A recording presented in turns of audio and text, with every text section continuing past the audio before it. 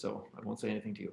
I'm Peter Slowik. It's the third day of the Credo Festival, which has been going on for 22 years in Oberlin. And we are in Oberlin Conservatory on the third floor of Bivens Hall. You can tell it's Oberlin because of these cool windows. If you ever see these cool spiky windows somewhere, you know that these people are at Oberlin. But you guys are all spread all over the world because of, yay, the pandemic. And I've had enough of this, so like, follow social distancing, wash your hands, wear a mask. I mean, we really don't want more people to get sick with this thing, right? And yeah, you should turn on cameras. And Ramsey, you can, and everyone can keep your cameras on, it's fine. But you should have sound off. This is going to be recorded, so if you have to go do something in the middle, it will be on the YouTube channel. And Atlee, you could post that in the comment section, the YouTube channel for people. So we have several different populations here today. We have the intensive people. The intensive people have been getting daily lessons, poor things, and masterclass sessions and technique sessions. And we have some tier 1 and tier 2 people. Tier 1 people are getting recorded stuff, bunches of it, and some live stuff too. Tier 2 people, most of you are getting your lessons starting next week.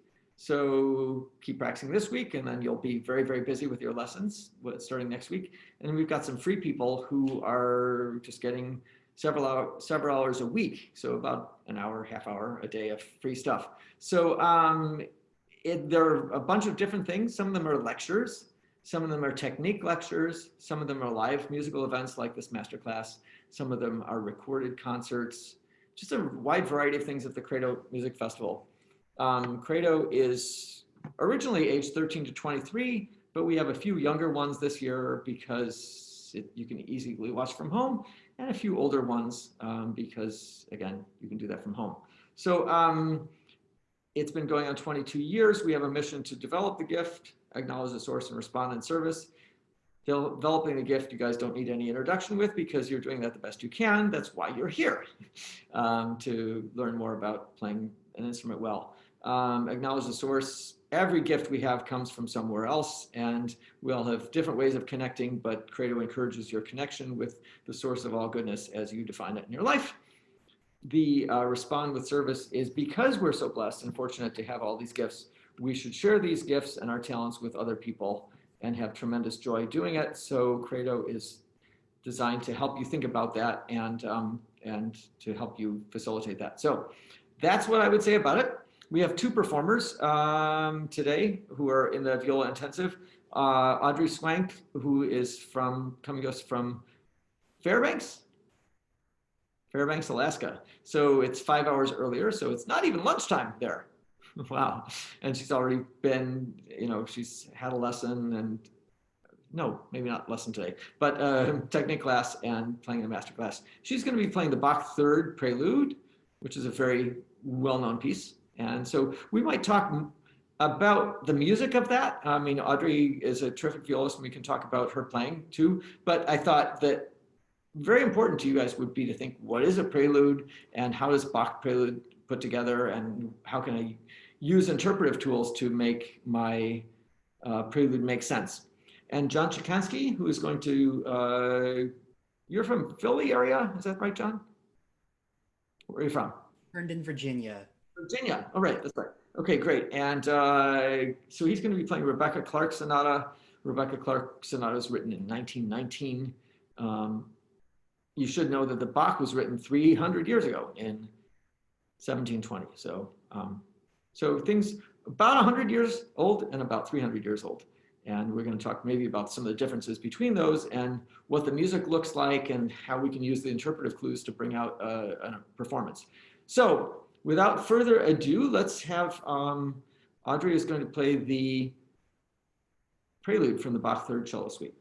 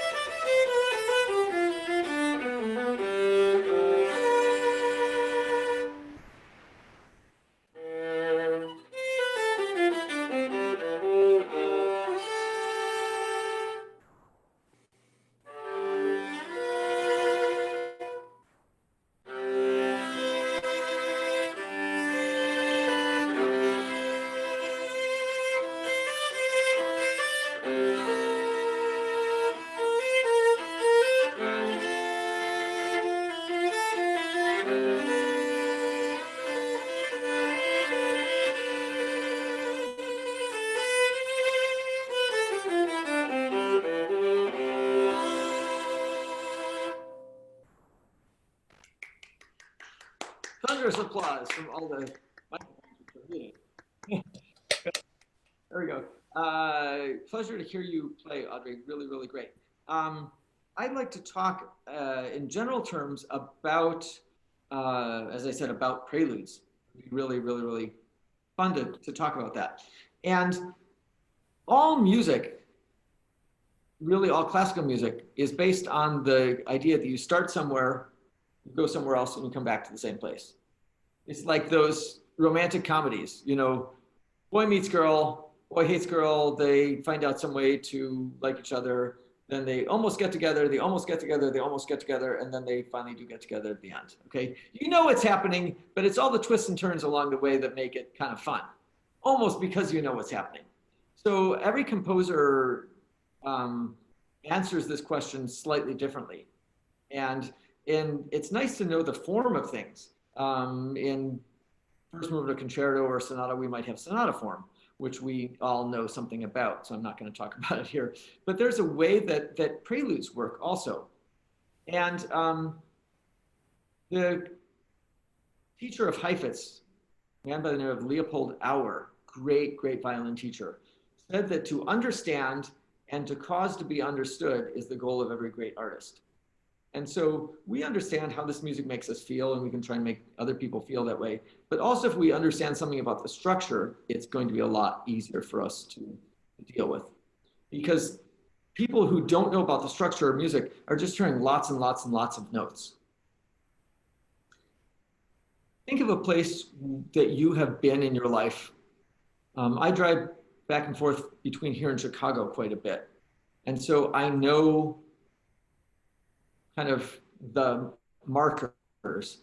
About 60, 70 miles from here is a place that always has cheap gas. I always go there. And then another 70 miles is the state line. Another 50 miles is this nice little country church that my wife and I know. And then it's like an hour and a half or 2 hours to the Chicago, Indiana border. And then so I'm there in the city. So by having these markers, I can make this long thing just a series of connections from marker to marker. Almost like music is a big telephone wire that's held up from pole to pole. If you have too much distance in between the poles of your performance, the wire will get slack and slaggy, and the people will wonder if the performance is almost over or not. But if you have a lot of markers in your performance, if you've organized a long piece of music into areas that you can kind of check off and go from one to the next, then things will be better. So let me talk a little bit about Bach and preludes. Bach and preludes always start with what is called a tonization. They always play the, they introduce the key. Some of you may know this one.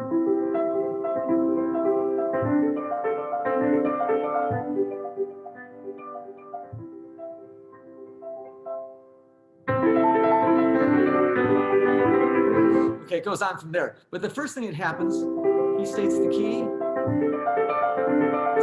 some dominant, predominant, and dominant. Okay, then he goes other places. The first prelude of Bach, 4, 5, somewhere else. The D minor prelude.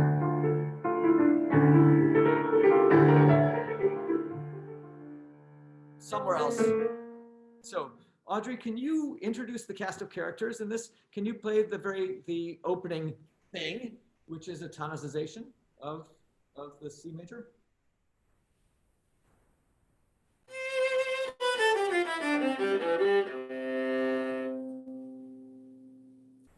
That's not all of it. So it goes on. Try it again. So, yeah.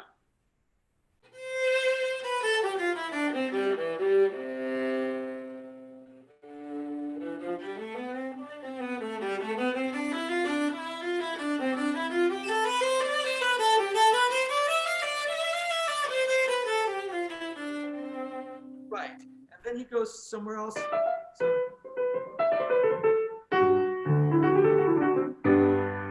So everything has been close to C, and then he starts going somewhere else from that. Okay. So that's the opening tonalization. That's the first chunk. And when you're playing this piece, it would be nice. This is actually something we can talk about with John's piece too, is to know how far you're looking, where you're putting your grappling hook. Great performers can put their grappling hook really far afield and take the audience there. So when Audrey should have her grappling hook all the way there, then introduce us through all those other things. So that's the first entity, is this conversation. There's also something called affect, A-F-F-E-K-T, because Germans don't know how to spell. So Audrey, do you know this word affect? Can you tell me what it means? Is that what happens after? No, is that what before something happens? Because an affect is the meaning or the general feeling of a piece. So here it's 4 o'clock in the afternoon. The affect for 4 o'clock in the afternoon may be nap time or snack time or something like that. But today it's different. It's masterclass time. So we're pumped up about that. So each suite has a similarity of affect. And this is something I want to talk with you guys about, that the Baroque has what's called unity of affect, one affect per movement. The classical period has 2 affects, first theme, second theme. The Romantic period has a multiplicity of affects. Things are always changing. The 20th century has like all kinds of affects, or then maybe no affects. Maybe it's all structured like some serial composition or something like that.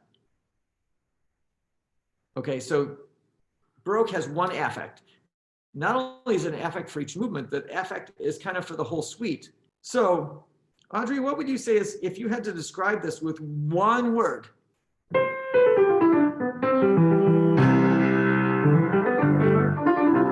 What would you say this affect of this movement is? I'd say it's cheerful. Cheerful, that's good. I would agree with you. I would be somewhere on the joy side. And cheerful might be, for me, understating it slightly. I might say ebullient joy. I might say overflowing joy, like last day of school joy, or like they found a vaccine for COVID joy or something like that, you know? Really, really overflowing joy. And then that overflowing joy is in all the other movements. Right? So can you play it again, just kind of overflowing with joy, like you opened up a Christmas present and it was exactly what you wanted?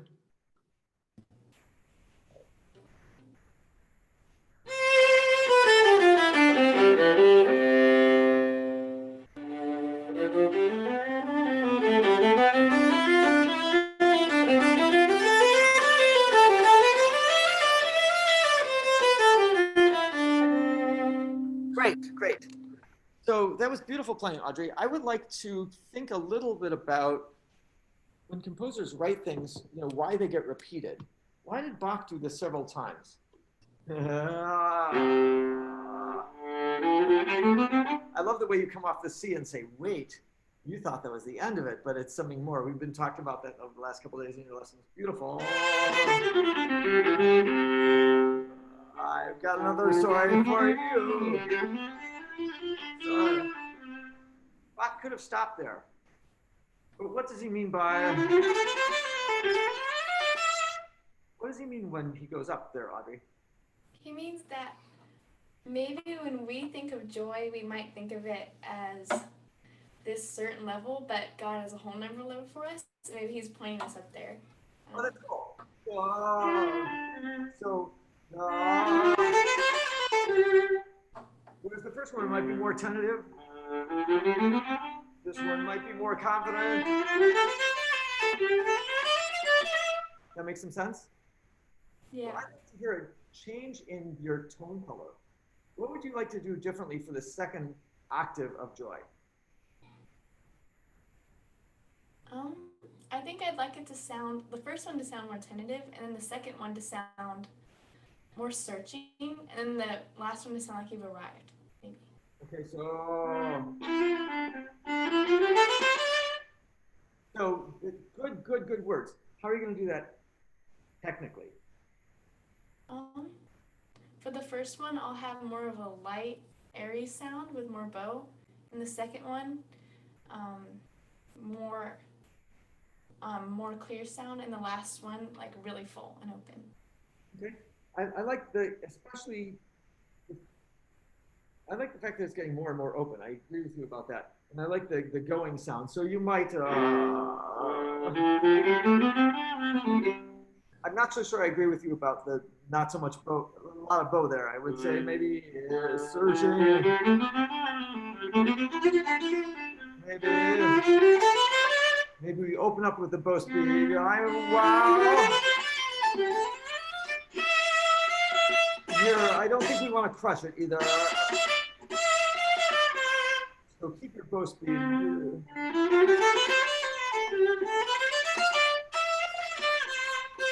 Then you put it back in the box, right? Good. Take from here.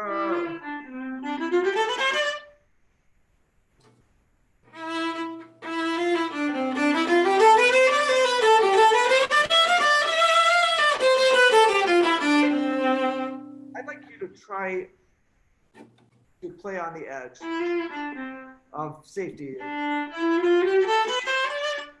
much bow could you use there before you're going to lose your core?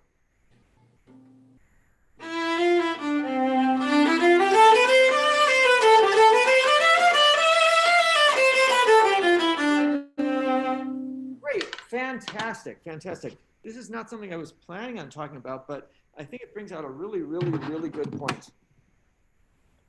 How wonderful it is for us to live dangerously as musicians. And I'm going to talk about suddenly how one of the 500 race cars. I know, can you see a lot of glare? Hang on. Can you see any of this? I can't even see it in my monitor. Oh, there we go. So this is a racetrack here. You see this? This is the outline of a racetrack. And when race cars do a turn, they kind of cut the turn. The turn might be square. Can you see this? Is this okay? Angle? Okay. So they might cut the turn. At the end of the turn, they go very, very close to the edge. If you ever watch an auto race, you see that coming out of the turns, there's a lot of rubber very close to the edge. They're very close to the wall, close to crashing, close to danger, but that's the safest place to be. And so sometimes as performers, if we go right to the edge of something, right to the edge of where it's going to fall apart, that's going to be the safest place for us to express ourselves, okay? So that time you went a little bit further than you expected, right? Now, the next thing, let's just talk a little bit more about the form that's coming up. Next thing that happens is a bunch of sequences, right? Can you play those sequences?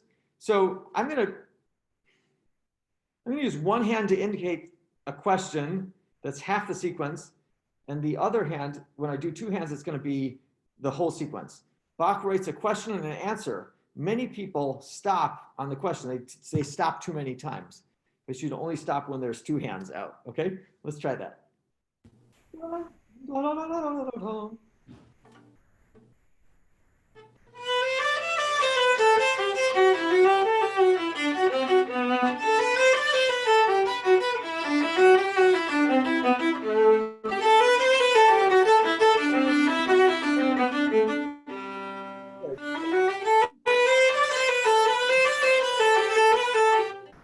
So Audrey, did you see how what gesture I won? What does this mean to you? Flow, maybe. Okay, maybe but I want you to stop a little bit. Can you like do a little bit of a spin or a curtsy or something there and then do a full stop the next place?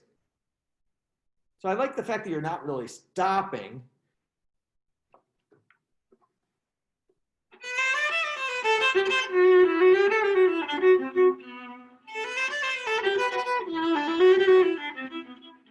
But can you do a little spin there so we have the question announced? Did you hear what I did? Start right there, please.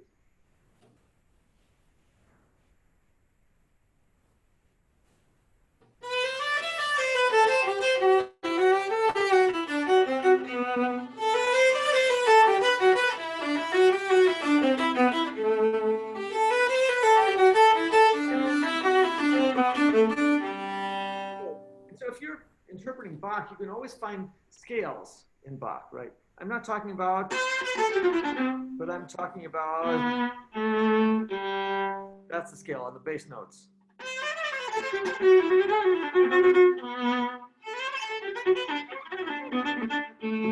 Okay, then we've got a scale coming up, right? Coming up from the G. So go ahead. So that's the second thing. We had just this tonalization. Now we move to the dominant ever so gently. And now what happens? Go ahead and play.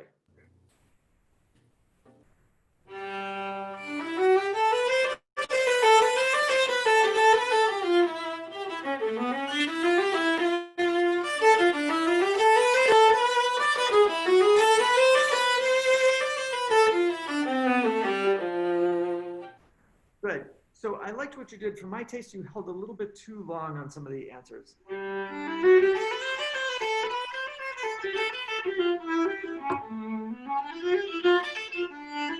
Nod. This is such a beautiful spot.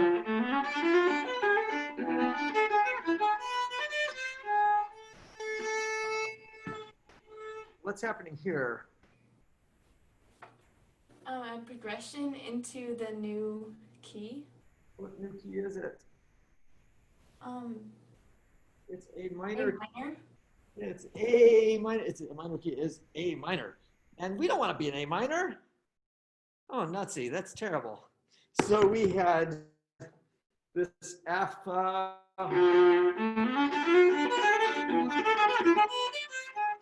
I'm sorry. I could try to do something nice for a friend and it just didn't quite work out. Now Bach spends a lot of time trying to escape this key of A minor.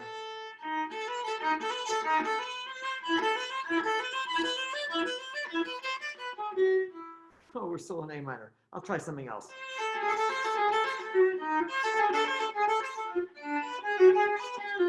Sorry. Oh, I'm still in A minor, darn it. Okay, so play the section. Get some hope up, like you're going to escape the key, and then back. You're like a dog who is, tied to a post or something like that. Oh, I can escape. No, I can't. I'm a dog. Try it. From 21? From the A minor, right, yeah.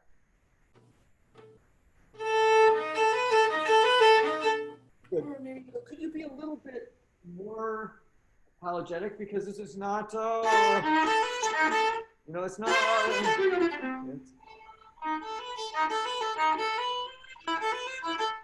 a little bit sadly hopeful. Does that make any sense?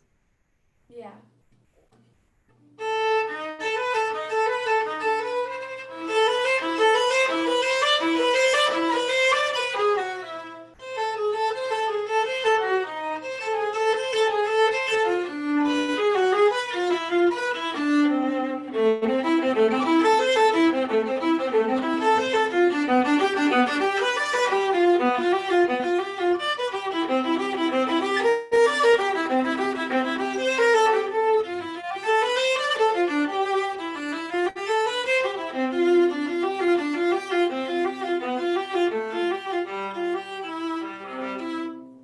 So I don't know if my accompaniment came through because I don't know if Zoom, chose your sound over mine, but I was kind of playing an accompaniment. Could anybody hear the accompaniment there? I guess I can't see you guys, but anyway. But this now was kind of escaping, and now we got back to C major. So we're all done now, aren't we? We're not done because C major is upside down in this case. It's like C major, but instead of going, it's going.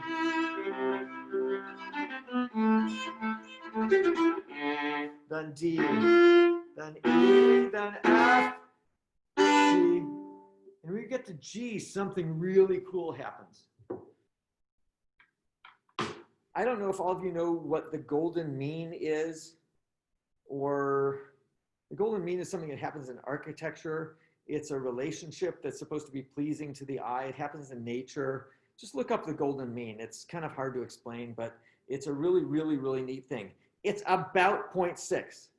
It's a ratio of kind of 3 to 2. And it's a very neat thing. It's formally in a lot of stuff. And so in Bach suites, a lot of cool stuff happens at the golden mean, around the golden mean. And so here, right around the golden mean in terms of measure numbers, we get this big dominant pedal point.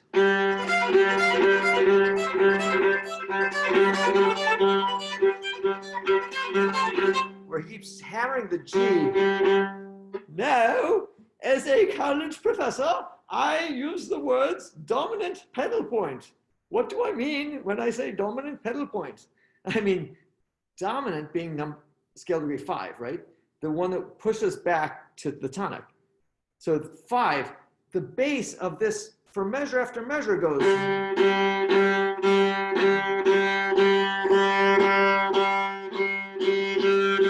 It's like an annoying little brother, just keeping you asking the same question.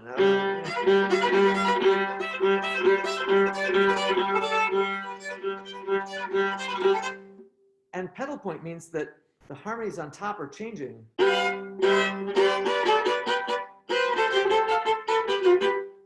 While this G keeps hammering, okay?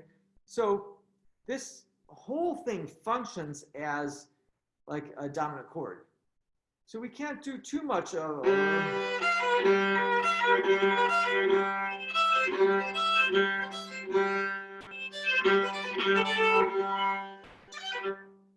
We want to keep kind of hammering through this, but we do want the G to change. Think of you... I'll go through my life, okay? I once was young. And so I once was like the youngest person in everything. You know, when I was in high school, I was always in orchestras with college kids and stuff like that. And then I was like the youngest person on my faculty. And then I became like the normal sized person. And now I'm one of the old people. It happens.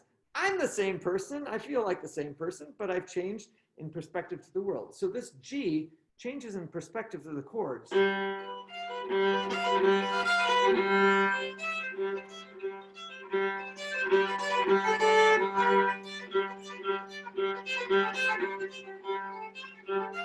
And you can decide to make it stronger or weaker, whatever.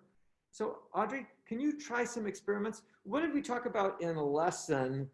Can you show them people the G thing that we were trying to do? We talked about it maybe this morning. Was it the...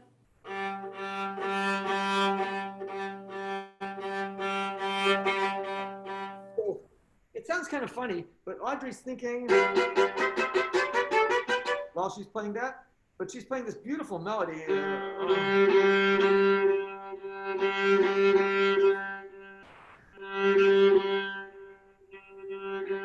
Only a violist could love that melody, right? So the beauty of this is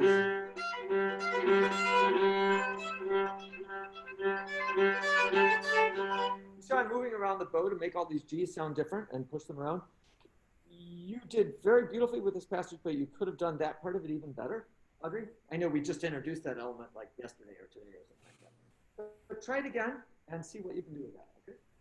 Just the G or the whole thing? The whole thing.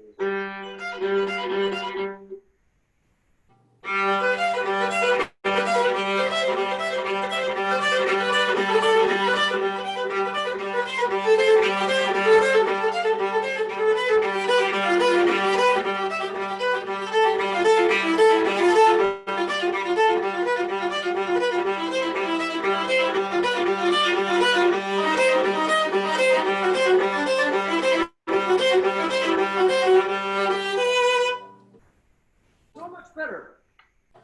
At first, exceptionally better. But then you got to kind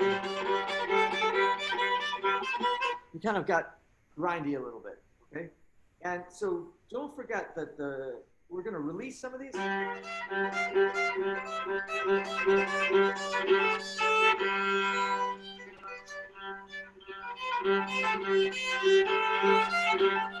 So you use the frog more, you got stuck in the same part of the bow. And that's not going to give us the difference between grip and release. Okay? So, Okay. let's try it one more time. And if you can look up occasionally, I'll just try and shadow it, and you try and be where I am in the bow too. Okay? 1, 2, 3.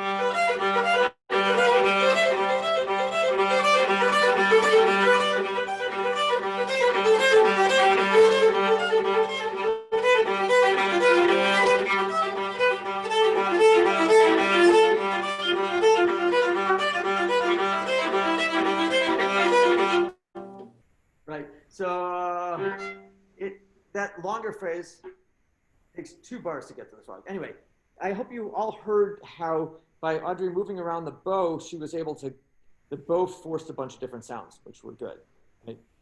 Okay, so then what happens is kind of a coda after this, which is so amazing. After you get out of this,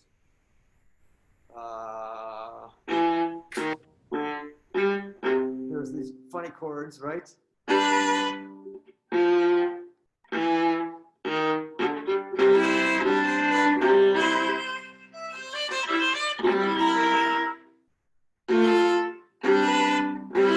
So if you think of that as a coda, and I ran out of time because I talked too much, I guess, about the beginning of the piece, but we'll do the end of the piece and figure out how to make it more climactic still, right?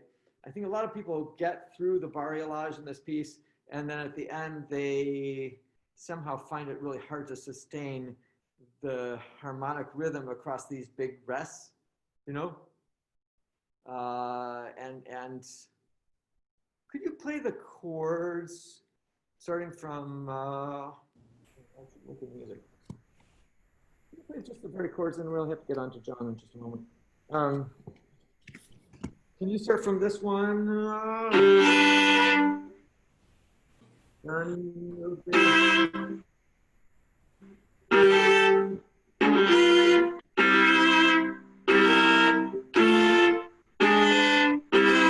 you ever played it? Just that set of chords? Good, right? 7. Wait.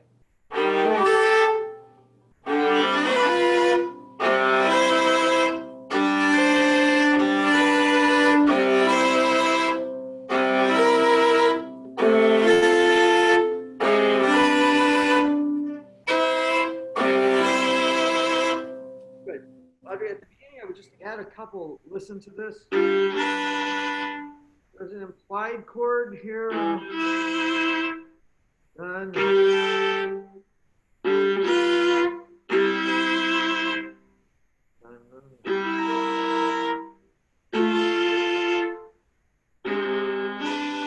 That's so cool with the double kind of leading tone there. You can do some work with that to shape the coda. You would? Okay, so just when I'm playing this piece, I think there's a tonalization. Then I wander to this weird place where I'm stuck for a while. Then I've got the upside down thing, tonic, that builds up to this pedal point. The pedal point lasts for a long time, then answers the question, and then there's a coda to confirm that. So if I take myself through those different zones, I can pace my articulation and by dynamics all to make sense and pull the listener with me, okay? So there's this architectural sense that as you're all developing as musicians, and technically, you can kind of release yourself more to that big architectural sense, and you'll be like your conductors. You know, in your youth orchestra, your conductor makes all these great things happen. That's because they have this kind of an architectural view of the piece. And the more pieces you play and the more you talk with people about it, the more you'll have this architectural view.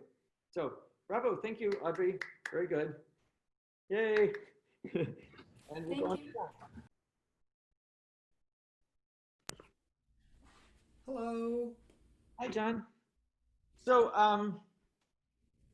there anything you want to say about this piece or anything? You don't have to. Yeah, sure, why not? I'm using this for my college auditions, and I've had it for a bit, but I've only really looked at the whole movement together for about a month. So, Yeah. yeah. And let's stop. You know what? Could we stop when the recap happens? Yeah, sure. Yeah. So do you want me to go like to the Menomoso or before that? Um,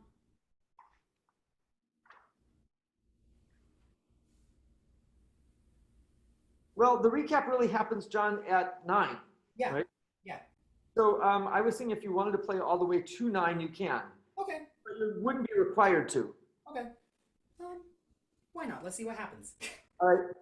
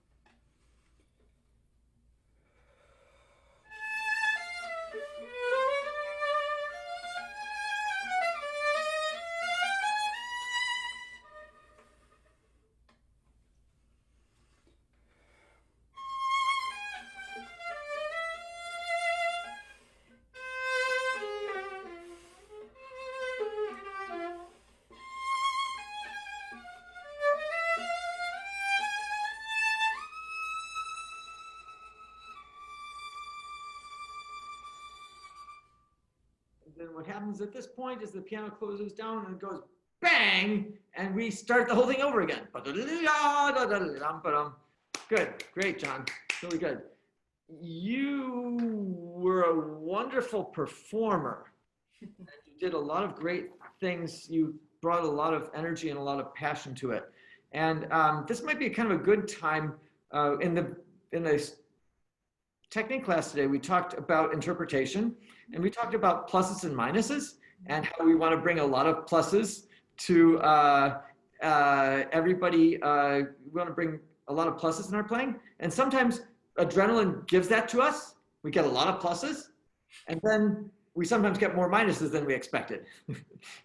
So bravo for all the pluses and the way your energy translated into those. You were able to do things that you haven't been able to do maybe before. At least I haven't heard you do before. It's beautiful, beautiful.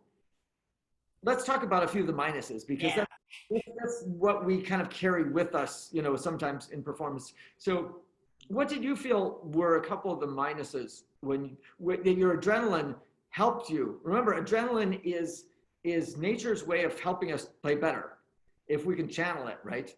So what did the adrenaline do for you that you wish you didn't, do? I got way too and after 4 in the Pokemon Emoso, the middle section. That was not how I planned for that to go. Okay, good. So so the things that happen to John are things that happen to everybody a little bit, right? And what happened there is you kind of lost confidence in your left hand. Have any of you ever been there? Have you ever been in a performance and you lost confidence in your left hand? And so Richard Ackerman said, yes, I've done that. So what happens there is we have to then just remind ourselves, if possible, not to do things differently than we practiced, right? So when we get in this performance situation, we think, oh my goodness, I don't know how to do this thing. And so there we have to kind of rely on all of our positive instincts. So can you play from 4 and don't go searching, but use your underlying structures of shifts a little bit more, John?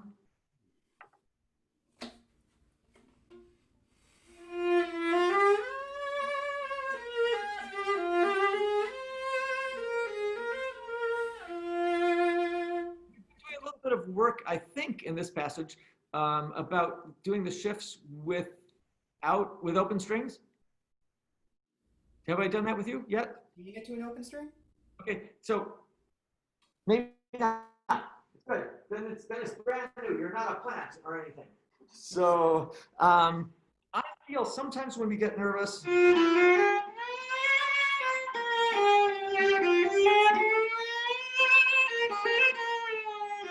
we do that. We will just like move until we hit it, right? And so that slows down the arc of our shift, or interferes with the arc.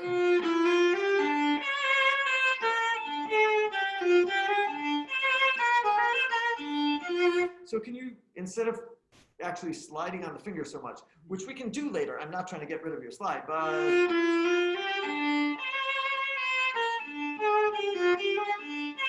can you play an open string every time there's a shift?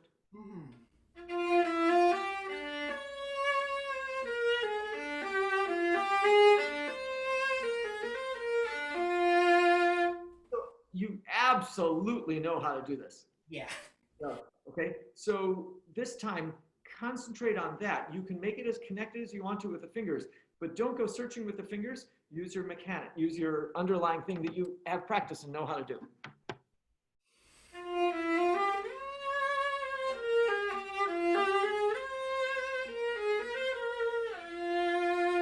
The result is, since you're calling on this thing that you know how to do, you get more and more confidence, right? So this is a mental game we can play in performance to say, you know how to do this, trust yourself. Yeah. Use the force, John. Trust yourself. Close your eyes, turn off the camera, So just yeah. It's one of the ways that this back talk that happens in our head when we perform says, you don't know the shift, you haven't practiced the shift enough. It's true. But if it's not true, then then you can call on that. Okay, so that's one thing that you felt you got a little bit slippery or sketchy with the left hand. Yeah. And the antidote to that is just recalling your practicing, okay? What else happened to you that you were not so happy about? I was very tense towards the end of like 2 and 3. Okay? And there I think it was partly because you stopped breathing. Yeah. And so I was just talking with Ariana this morning about going up high. I think it was her.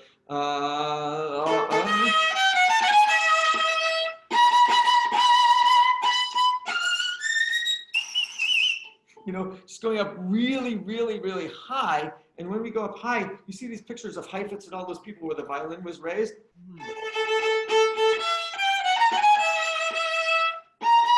The idea, instead of doing this and stopping our breath, just laying back, right? So can you try that from 2 bars before 2? And when you go up high, open, just open everything. That way you can keep breathing. You have airspace in your lungs instead of getting crunched down, right?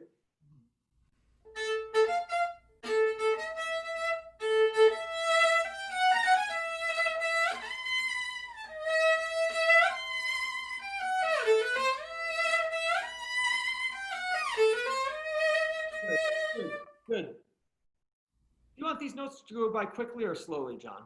Slowly. I do too, but I wouldn't have guessed that based on what you just played. Okay, so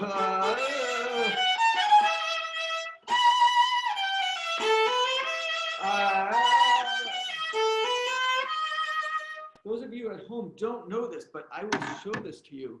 Maybe some of you know this. Take a look at this measure where my hand is. Can you see that? Rebecca Clark has lines on the second, third, and fourth notes. That's weird, man. Nobody does that. We play, oh. But Rebecca Clark knew that we were dumb and we would do that. She wants,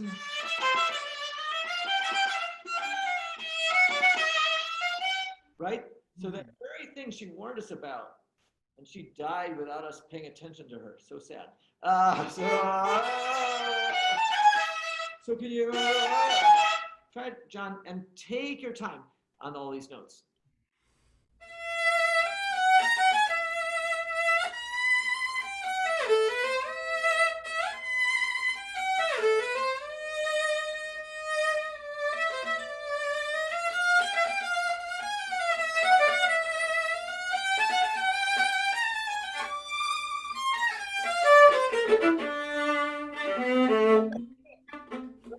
So that felt more like John Chikansky playing it instead of like some other strange person. My favorite Far Side cartoon. Do you guys know the Far Side cartoons? Hopefully you're not too young to know the Far Side. It's amazing. Far Side, it was a very, very funny, like one panel cartoon. And it's an elephant sitting in front of a grand piano on a stage. And it's titled The Elephant's Nightmare. And the elephant is thinking, he's thinking, what am I doing out here? For heaven's sakes, I'm a flutist. Which is like very funny that an elephant would play a flute. I mean, I don't know how that would happen. But it describes exactly our feeling when we're in front of people like, oh man, I've never done this before. I don't know how to do this, right? Yeah. So keeping breathing there and staying open when you go up high is one way for you to access your strength, okay? I think those are two things that I agree with that were going on. There's a third thing, which I'm not sure you had mentioned, but I would like to mention and talk to you and talk to everybody about. Your contact point wandered dangerously. Dangerously.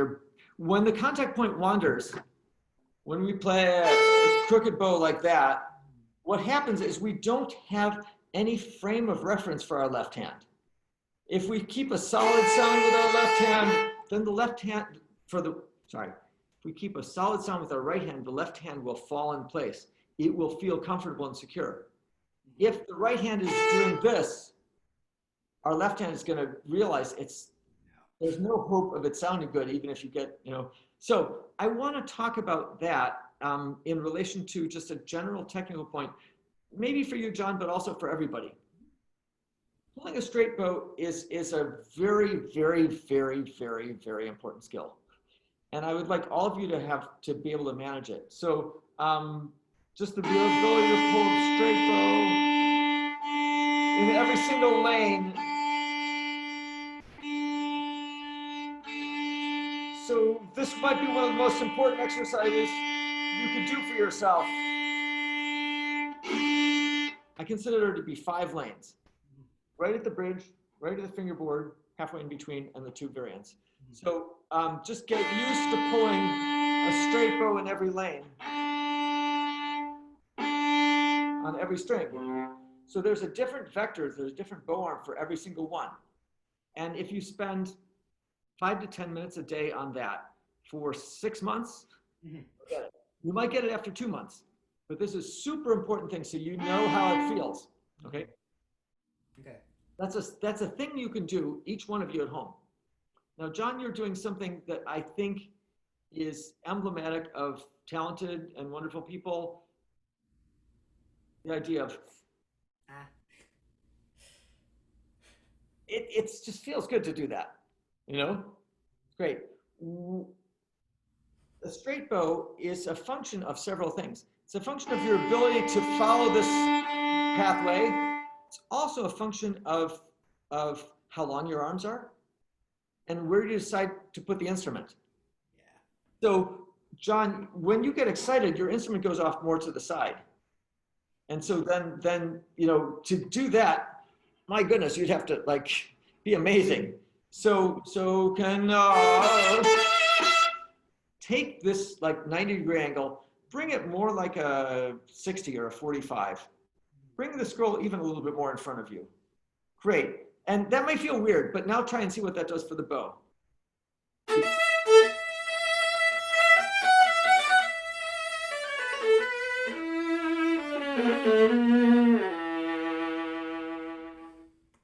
Genius. That's beautiful. Did you feel how that worked?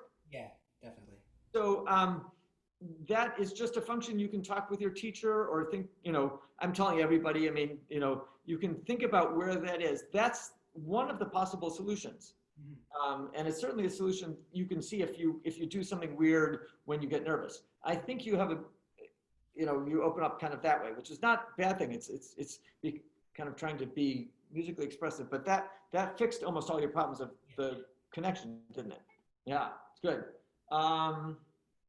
Good. So, John, let's try again from the beginning. Can, just to follow up on this thing that we had talked with Audrey about, like how far you're going to put your grappling hook in.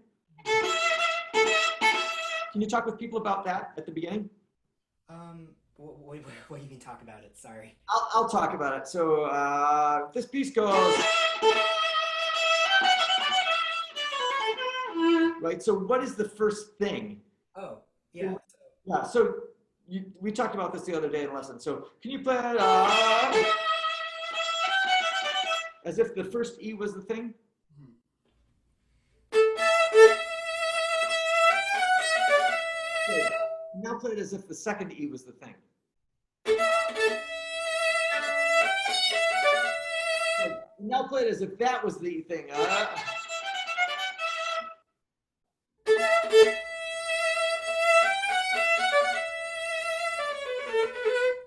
Right, and now all the way down to the bar line that starts the second line. So this is interesting. There's so many places we could stop.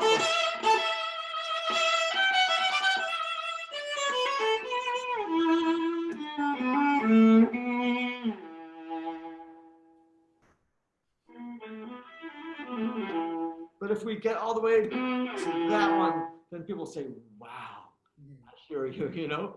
So aim there from the beginning. Keep your viola in the proper place. Don't go too far left. Good. Try it.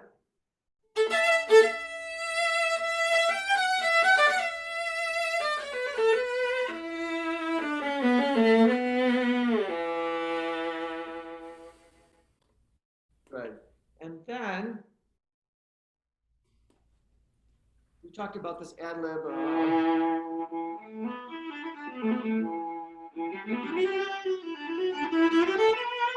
Then could we have a different color?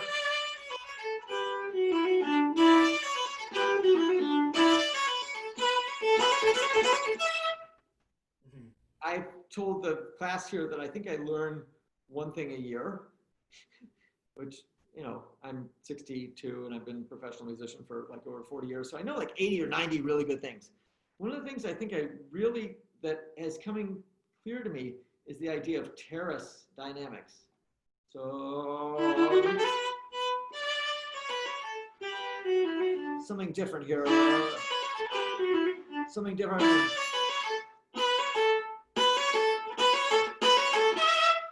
So if I play that way, just as a bunch of straight lines instead of one curve, instead of a continuously variable transmission, more like an old stick shift. Here's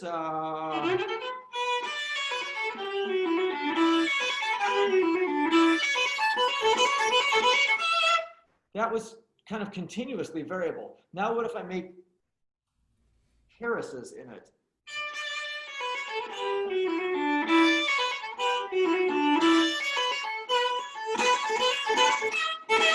Except for missing the last shift. It was somewhat better, I think, or somewhat more interesting, right? Can you try that? So it also gives you something to control. I can place this. I can place this. I can place this. I can place. Okay, go ahead and make stops if you want to, John, to place your bow.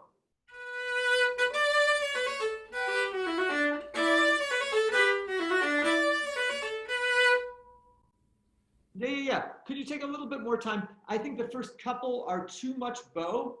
Okay. And too much.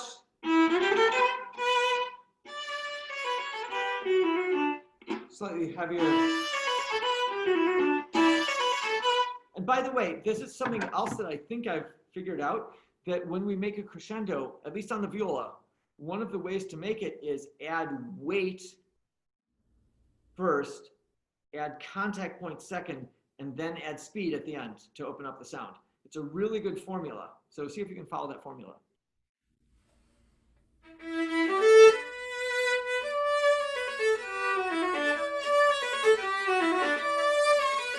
No. Good, John. Let's try it once again. And Yeah. this time, let's substitute contact point for weight. So you're going to be a contact point 4. Come closer to the bridge. Closer to the bridge. Okay? Because contact point often equals weight, doesn't it? Yes.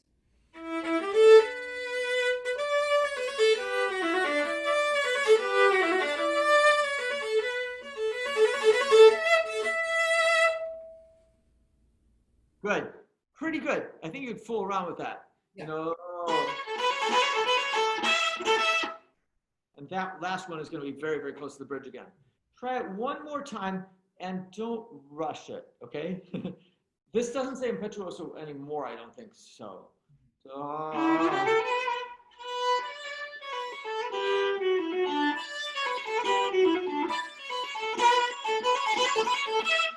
By slowing down and setting these things, we can make the cello rondo work a little bit better. Do you know what I mean? Yes. Yeah. Try again.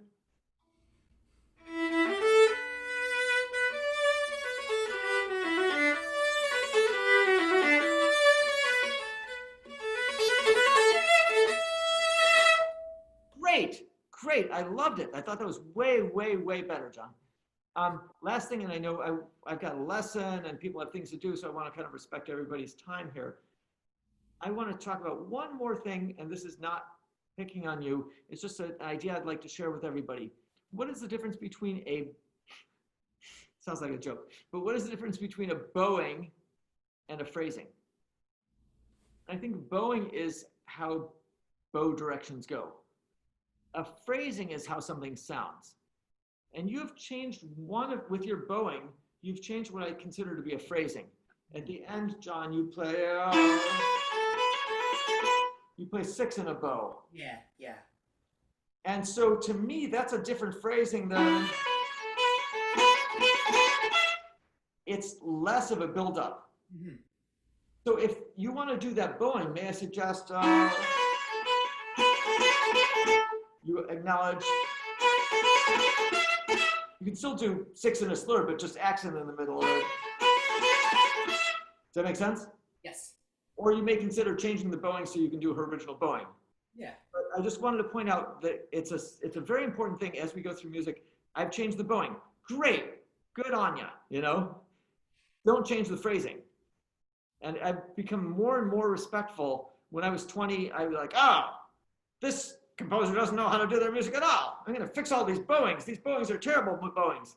And now that I'm closer to the composer's age, it's like, well, maybe he wanted me to struggle with doing this thing or something, you know. So anyway, so good, very, very good. So John, beautiful performance, and I think that the things that you didn't like about it are you can address the influence of the adrenaline on you, you know? Yeah. So lovely to see everybody here and some familiar names. If I haven't said hi to you for a while and I know you, I'm saying hi to you now. I see Ellie Kandarowski, Aiden Scheuer, some other people. So good to see all of you. Thank you for coming. Keep tuning into all the free stuff you can find on Credo and the videos and, you know, the stuff that's out there for free, we want to share with everybody. So if you have a friend that you think might benefit from some of this, just, you know, share it. It's great. So have a great rest of your day, and we'll hope to see you again in some musical context in the future. Take care. Bye.